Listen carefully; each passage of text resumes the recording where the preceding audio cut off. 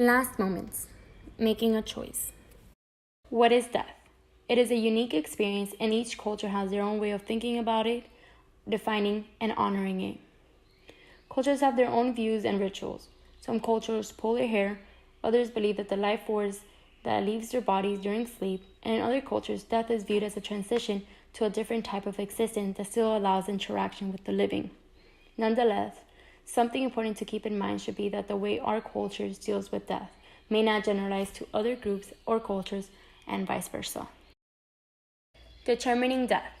For hundreds of years, people accepted the clinical death, which states that there is a lack of heartbeat and respiration, but it has changed. The new definition by most countries is a whole brain death. The guidelines changed according to research, and there are 3 signs that a person's brain has completely stopped. 1. The person is in a coma and the cause is known.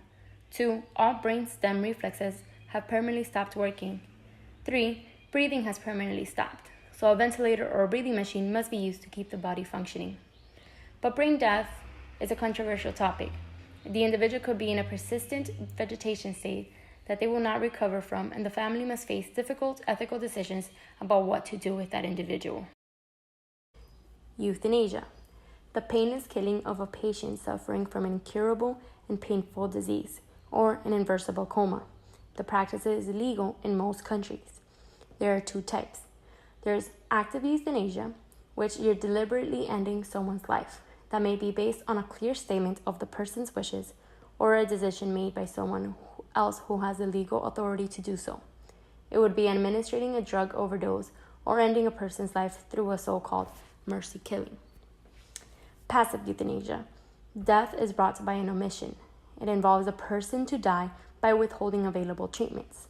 For example, a ventilator might get disconnected, chemotherapy might get withheld from a patient with terminal cancer, a surgical procedure might not be performed, or food could be withdrawn. Physician-assisted suicide. In this case, a physician provides the dying patient with a fatal dose of medication that the patient self-administers. When it comes to being diagnosed with a terminal disease, most Americans and others in other countries favor having a choice regarding assisted suicide. But as you can imagine, just as some favor it, many oppose it on moral or religious grounds, irrespective of the wishes of the dying person. There are laws about this option. Several countries, such as Switzerland, Belgium, the Netherlands, and Colombia, have legalized physician-assisted suicide.